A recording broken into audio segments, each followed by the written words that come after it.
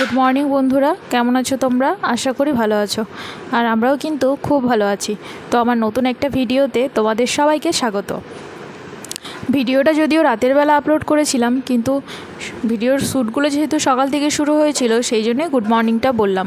আর তোমরা দেখতেই পাচ্ছ আমি কিন্তু টমেটোটাকে একটু কড়াইতে নেড়ে চেড়ে নিলাম রসুন ফোড়ন দিয়ে। তার কারণ আজকে একটু পুদিনা চাটনি বানাবো। আজকে তোমাদের সঙ্গে স্পেশাল দুটো রেসিপি শেয়ার করতে চলেছি। আমি যেভাবে বানাই সেটাই তোমাদেরকে দেখাবো। একটা হচ্ছে সুজির পরোটা, আর সুজির পরোটা দিয়ে খাওয়ার জন্য একটা চাটনি বানাবো পুদিনার, সেটাই এখন রেডি করছি। তো দেখো, প্রথমে কিন্তু কড়াইতে তেল দিয়ে দিয়েছিলাম, তার মধ্যে দিয়ে দিয়েছিলাম একটু রসুন, একটু আদার কুচি, আর তারপর দিয়েছিলাম টমেটো। আর দেখো, এদিকে নিয়ে নিয়েছিলাম ফ্রেশ পুদিনা পাতা।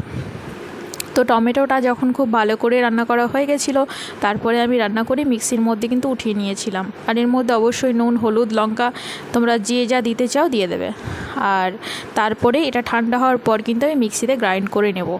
আর এদিকে চলো, ওই যে বললাম সুজির পরোটা, তো সেই জন্য আমি দেখো এদিকে পরোটার জন্য যে ব্যাটারটা রেডি করতে হবে সেটাই আমি সুজি, পেঁয়াজ, লঙ্কা আর একটুখানি লবণ দিয়ে সে ব্যাটারটাকে রেডি করছিলাম।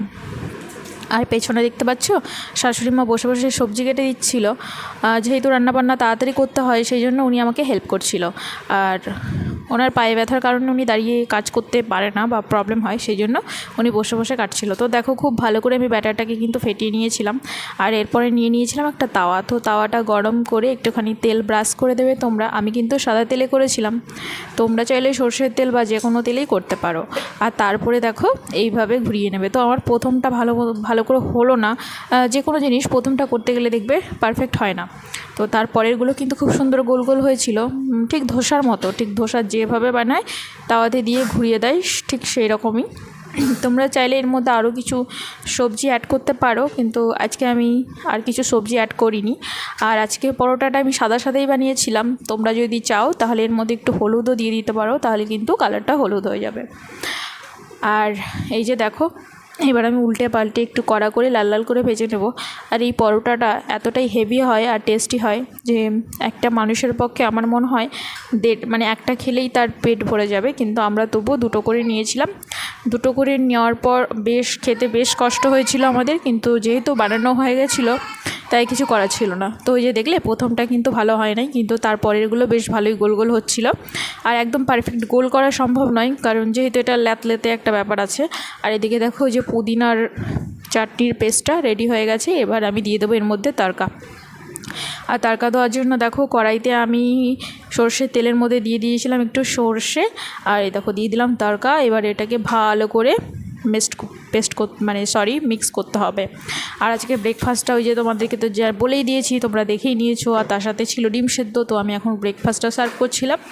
এই যে ডিমগুলোকে সেদ্ধ করে নিয়েছিলাম আগেই, তো সেগুলোকে ছাড়িয়ে নিয়েছিলাম খোসা। আর এবার আমি দিয়ে দেবো সুজির পরোটাটা, আর দিয়ে দেবো পুদিনার চাটনিটা। অনেস্টলি যদি বলি, তাহলে পরোটাটা আমার খুবই ভালো লেগেছিলো, বাড়ির সবারও ভালো লেগেছিলো, কিন্তু পুদিনার ফ্লেভারটা আমার খুব একটা ভালো লাগে না, সেই জন্য পুদিনা চাটনিটা আমার খুব একটা ভালো লাগেনি। কিন্তু হাজব্যান্ডের আবার পুদিনা খুব পছন্দের, তো ওর পুদিনা চাটনিটা খুবই ভালো লেগেছিলো। তো যাই হোক, আমি কিন্তু নিয়েছিলাম, কিন্তু খুব একটা ভালো লাগেনি, তাই জন্য আমি টমেটো কেচাপ দিয়ে খেয়েছিলাম। আর এদিকে দেখো, তোমাদের একটু ক্লোজ করে দেখাই যে ঠিক কেমন দেখতে হয়েছে। এই যে ব্যাপারটা ঠিক এই রকম দেখতে হয়েছে। তো তোমরা যদি ভাবো সকালে একটু হেভি টিফিন করবে, কোথাও বেরোনোর থাকবে, বা দুপুরের খাবারটা একটু হালকা পাতলা, তাই টিফিনটা হেভি করতে চাও, তাহলে অবশ্যই এটা করে খেতে পারো। খুবই টেস্টি হয়।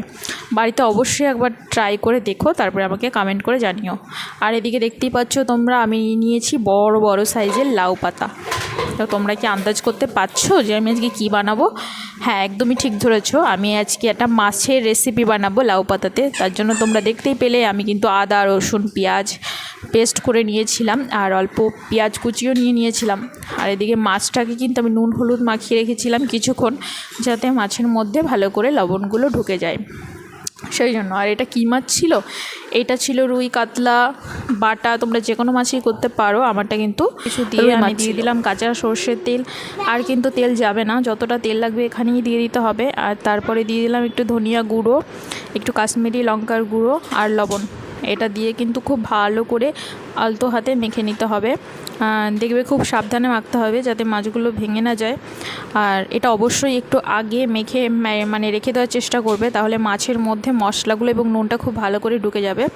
আর ওই যে তোমাদেরকে দেখালাম লাউ পাতা, সেইগুলো কিন্তু খুব ভালো করে পরিষ্কার করে মানে দেখে ধুয়ে নেবে, কারণ পাতার নিচে অনেক সময় ফাঙ্গাস থাকে। আর তারপরে নিয়ে নিতে হবে এরকম একটা তাওয়া, আর তাওয়ার উপরে দেখো এই লাউ পাতাগুলোকে ঠিক এইরকমভাবে বিছিয়ে দিতে হবে সুন্দর করে, কলা পাতার মতো।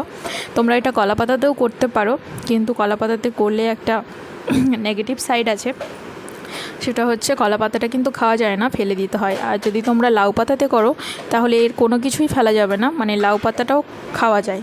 কীভাবে খেতে হয় সেটা আমি তোমাদেরকে পরে বলছি। তো দেখো লাউ পাতার উপরে সুন্দর করে মাছগুলো সাজিয়ে দেবে। আর যেহেতু ভিডিওটা আমি করছিলাম, মানে স্ট্যান্ডে ক্যামেরাটা লাগিয়ে ফোনটা লাগিয়ে আমি ভিডিওটা করছিলাম, যার জন্য আমার প্রথমকার দিকে একটু সুন্দর করে ওঠেনি। তো যাই হোক, এই যে এক হাতে ক্যামেরা করছি আর এক হাতে রান্না করছি, যার জন্য এই অসুবিধাটা হচ্ছে।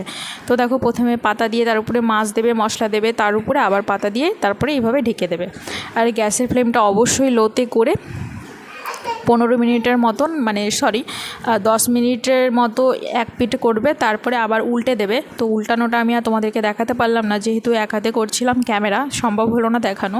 আর ওই যে বললাম পাতাটা কীভাবে খাবে, পাতাটা হচ্ছে এই মশলাটার সাথেই বেটে তারপরে খাবে, সেটা আজকে তোমাদেরকে দেখালাম না। এই পাতা বাটাটা কিন্তু মাছের থেকেও বেশি ভালো লাগে খেতে, তো সেটা আমি তোমাদেরকে অন্য একদিন দেখাবো। আর পাতা বাটার মধ্যে অন্য আর কিছুই দেবে না, জাস্ট এই যে মশলা গ্রেভিটা দেখতে পাচ্ছ, এই গ্রেভিটা একটুখানি নেবে, আর যদি সম্ভব হয় তাহলে শিল নোড়াতে বাটবে, তাহলে দেখবে টেস্টটা দ্বিগুণ বেড়ে যায়। আর দেখতে পাচ্ছ ঠিক কত সুন্দর হয়েছে দেখতে, খেতেও কিন্তু খুব ভালো হয়েছিল। তো আমার ভিডিওটা আর লম্বা করব না, টাটা, দেখতে থেকে অপু.com। ভালো লাগলে অবশ্যই কমেন্ট করো, লাইক করো, বাই।